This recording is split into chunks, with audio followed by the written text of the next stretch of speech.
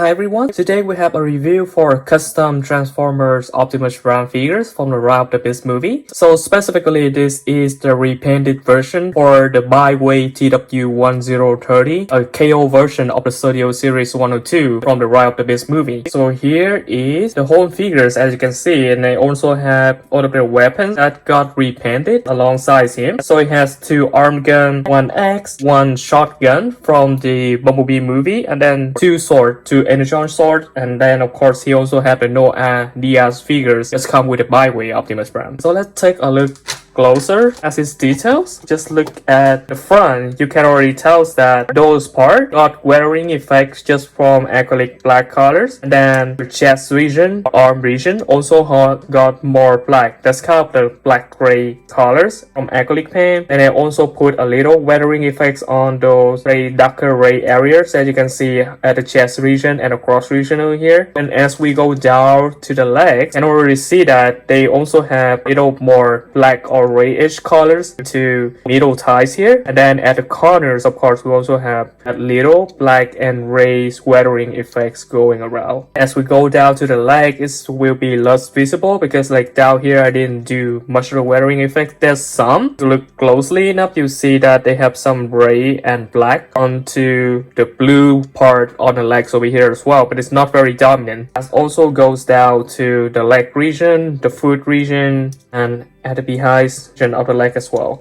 So for the thigh region, you see that they also got that kind of wash and grayish wash going around the main details. So on those part over here, it's not just bright silver anymore. The original colors of these figures already very nice, like it's super shiny, but because of that I think it's not accurate enough, so that's why I put a lot of weathering effects out the figures, the main body. So that's part I mainly keep it a little more silver. It actually also got weathering effects in here. It's just less prominent in comparison to what we have from the front of the figures. And for the size of the figures, you see that especially for the smoke tag region and the shoulder region, they also got that weathering effect, gray and black. As we go down here, we see that it's onto the black part as well, and even this part on the arm and not just a single piece of colors from the original gunmetal ray colors that Baiwei put on the figures anymore, but they also got some weathering effect inside that just make the details pop out a little more.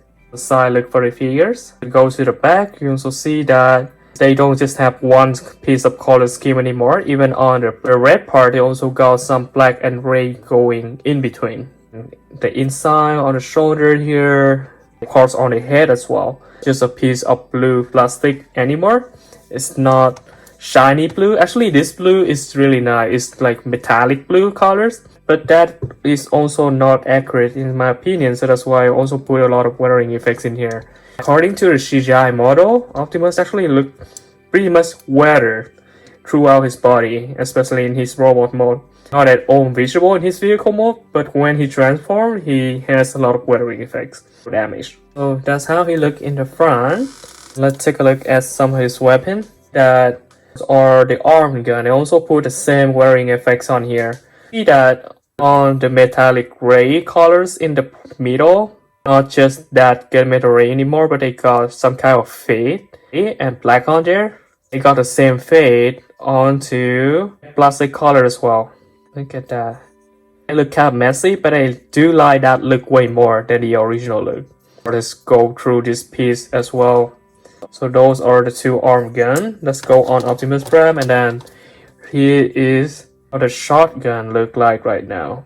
The shotgun of course is from the Bumblebee movie, not from the Ride of the Beast movie. And you can see that all of those bronze colors also got that weathering black and gray colors going throughout.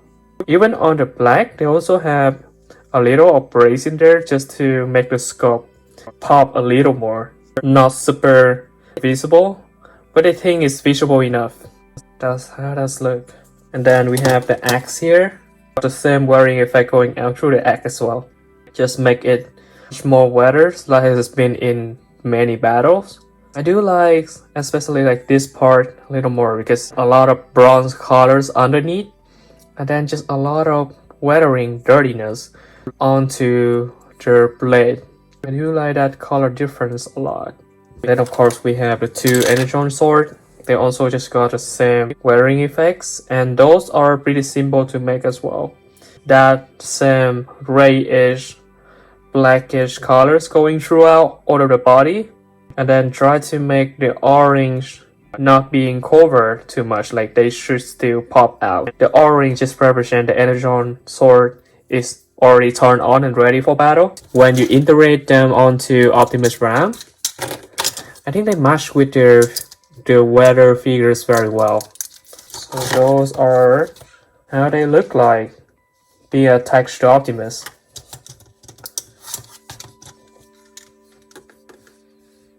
So they have the same wearing effects going throughout as you can see for these ray metallic colors. It's actually matched with whatever is on Optimus over here.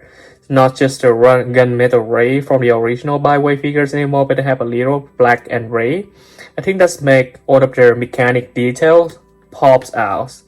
And I really enjoy that looks, like how that's come out. And then on the heads here, of course, that black and grayish colors also got put onto the mask of the figures.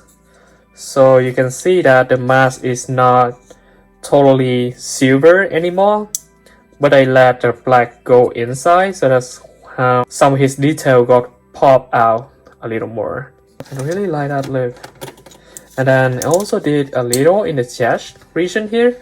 So the initial piece for the chest over here, everything is in grayish colors and gunmetallic colors, so that's good. But like this part over here, for some reason, it still stay a plastic red. So also just cover that with permanent marker black, and then I put in just acrylic paint. Make a little of sprayish silver with a little black, and then just colors them. And you can see that the colors now they blend in. They are now the same colors at the chest region and the neck region. And I think just little things like that does make the figures look a lot better. And then of course, like inside here, you also see the same weathering effect so that the plastic red doesn't stand out too much. And then for the side figure as well, even on in those smaller gap there, I also put a little colors in there so that they don't stand out as just regular plastic red. In overall, I really like how this guy come out. So regarding the paint that I actually used to paint this, I used the Sergeant Art acrylic paint black in here. The reason why I bought this one is because it's a very big bottle that will last for years. You just buy it one time and then you can use this for years to come. Like I have used this a lot and it's not even this much. Like I still have this much. It will last me for 10 years of this. And then here is the silver colors that I put on him. So in here it's actually doesn't say silver, it's a metallic acrylic paint. I think it's also worked out really well. I also buy it in just big volume. So if you put this next to the figure, you can see that how big that is. And each time where we paint a figure, we only use a tiny bit of paint. So yes, this also lasts for like years to come. And then for art, this is another metallic color. It's not more silver, but it's kind of, so in here it says silver metallic colors, but it's not really silver. It's more of a grayish color. But it's very convenient because liquid is less viscous. So you can mix it with the black, or you can mix it with the silver to actually lighten them down. If you want the black to be less dark, like make them more grayish colors, like how I paint on these figures, I use a mixture of this and the black paint to actually make those weathering effect. And I think that's look better than just a black by themselves or silver by themselves. And then I actually did a little of metallic brush in here as well. Because it's not very dominant, I only put like a tiny bit on the brush and then just brush through some of this area. So if you look closely enough, it will look a little shiny and rusty on some angle. I just think it's make the mechanic details pop out a little more on the figures on just some part. So yeah, this one is another brand, is Lumiere. I bought all of this from Amazon, so they're really easy to obtain. And then for the middle chest region here, actually I just use permanent marker black, and then later I use the acrylic paint to actually paint and blend the colors. I actually have a repaint tutorial for this figure as well. So if you want to see how I make this figure, just check that video out. In overall, I think if we actually do some repaint, they're very simple to do. I feel like everyone can do them as long as you have the material. Then this will make the figures look much better. And like this will be unique to you too. So this will be your collector piece. It's not just a generic figure that you bought from somewhere and then someone, if they pay the same amount of money, they can buy the same figures. No, you can make it yourself. So if you want to custom your figures, good luck and check out my video if you need any help. Hey, you. Yes, you. Subscribe to our channel. Please, otherwise, Megatron might kill me again. And no, I'm not kidding. He's right there. Hey, Josh. So please, subscribe. I don't want to be back in 2 pieces. Your subscription means a lot to us.